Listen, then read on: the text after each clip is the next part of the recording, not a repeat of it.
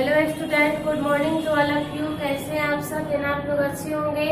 आइए आज हम क्लास 7 का विज्ञान पाठ 18 जिसका नाम है जंतुओं में रक्त परिसंचरण एवं उत्सर्जन। तो इसमें का 4-5 टॉपिक कल हम लोग पढ़े थे, पिछले डे पढ़े थे।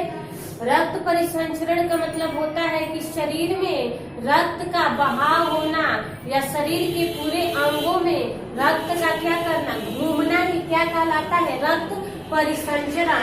और जो ब्लड तैयार होता है उससे हमें ऊर्जा मिलती है, पॉजिटिव होती है, उसे ही उत्सर्जन यानी उसे हमें क्या मिल रहा है, एनर्जी मिलता है। तो यही है रक्त परिसंचरण एवं उत्सर्जन। आज का हमारा टॉपिक है हृदय के बारे में हमें पढ़ना है कि हृदय क्या है। ठीक है, तो देखिए सबसे पहले तो हृदय का आकार जो है मुट्ठी के आकार का होता है। हृदय जो है मुट्ठी के आकार का होता है। जिस प्रकार हम मुट्ठी बांधते हैं उसी प्रकार क्या है हमारा हृदय है। हृदय मुट्ठी के आकार का होता है।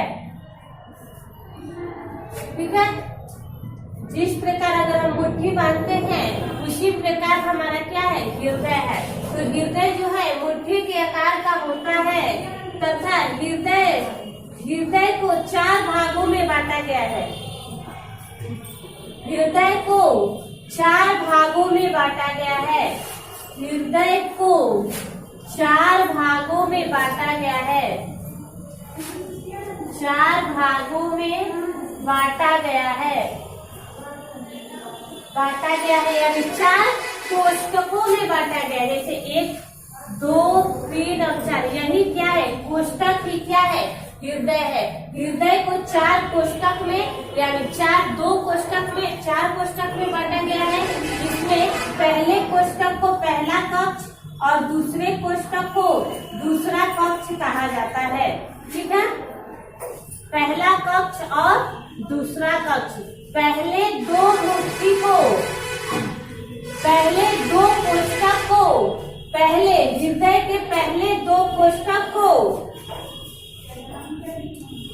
हृदय के पहले 2 कोष्ठक को अलिंद कहते हैं। क्या कहते हैं? पहले 2 कक्ष को क्या कहा जाता है, अलिंद कहा जाता है। हृदय के पहले 2 कक्ष को अलिंद कहा जाता है और हृदय के निचले 2 कक्ष को ऊपरी कक्ष और निचली कक्ष। ठीक है, तो हृदय के ऊपरी कक्ष को क्या कहा जाता है, पहला कक्ष यानी ऊपरी कक्ष। तो ऊपरी कक्ष को क्या कहा जाता है, अलिंदा कहा जाता है। और दूसरा कक्ष यानी निचला कक्ष। ठीक है, तो हृदय के निचले वाले कक्ष को क्या कहा जाता है, हृदय के निचले वाले कक्ष को निलय कहा जाता है। निचले वाले कक्ष को क्या कहा जाता है, निलय कहा जाता है। तो यही है हृदय की कहानी। हृदय जो है मुट्ठी के आकार की होता है। इसे 4 भागों में बांटा जाता है। इसके ऊपरी यानी पहला कक्ष, ऊपरी पहले कक्ष को अलिंदा कहा जाता है और निचली दूसरे कक्ष को क्या कहा जाता है, निलय कहा जाता है। निचले और दूसरे कक्ष को निलय कहा जाता है। उसके बाद देखिए और एक और टॉपिक है इसमें, रक्त वाहिनियां। रक्त वाहिनियां का कार्य क्या है? रक्त मतलब हो गया ब्लड, वाहिनियां मतलब क्या हो गया, उसमें जो सेल्स होते हैं। तो रक्त वाहिनियां का कार्य क्या है कि रक्त को एक स्थान से दूसरे स्थान तक ले जाने का कार्य करती है। जैसे हमारे बॉडी में जितने भी ब्लड बनते हैं एक जगह थक्का नहीं बनते, शरीर में घूमते रहते हैं। तो जितने भी ब्लड हमारे शरीर में है, पूरी बॉडी में जो ब्लड हमारे घूमते रहते हैं, वो कौन सा कार्य करता है, घुमाने का कार्य रक्त वाहिनियां करता है। ठीक है, तो आइए उस टॉपिक को भी लिखते हैं, पहले इसको मिटाते हैं।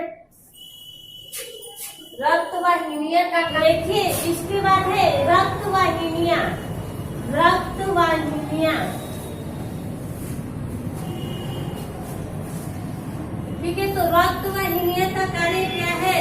रक्त वाहिनियां रक्त को शरीर में एक स्थान से दूसरे स्थान को ले जाने का कार्य करती है।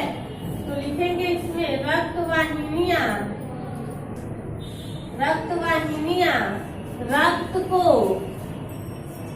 रक्त को एक स्थान से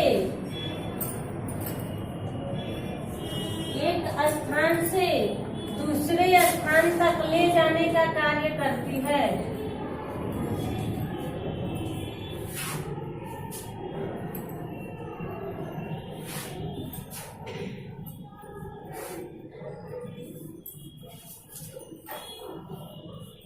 रक्त वाहिनियां रक्त को एक स्थान से दूसरे स्थान तक ले जाने का कार्य करती है। ठीक है, इसके बाद देखिए टॉपिक है, सांस लेते समय ऑक्सीजन फेफड़े में जाता है। रक्त जो है इस ऑक्सीजन का परिवहन शरीर के अन्य भागों में करता है। जब हम सांस लेते हैं तो उस समय ब्लड जो है कहाँ जाता है, फेफड़े में जाता है, और फेफड़े से जो है ब्लड क्या होता है, वहां से सिंचाव होकर पूरे शरीर में क्या होता है, फैलते जाता है। ठीक है, तो देखिए सांस लेते समय ऑक्सीजन फेफड़े में जाता है।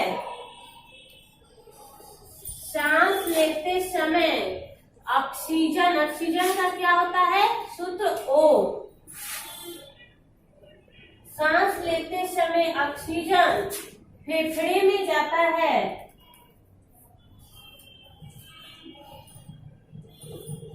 सांस लेते समय ऑक्सीजन फेफड़े में जाता है तथा रक्त इस ऑक्सीजन का परिवहन जाता है, तो रक्त यानी ब्लड इस ऑक्सीजन का परिवहन, तो रक्त इस ऑक्सीजन का परिवहन पूरे शरीर में करता है।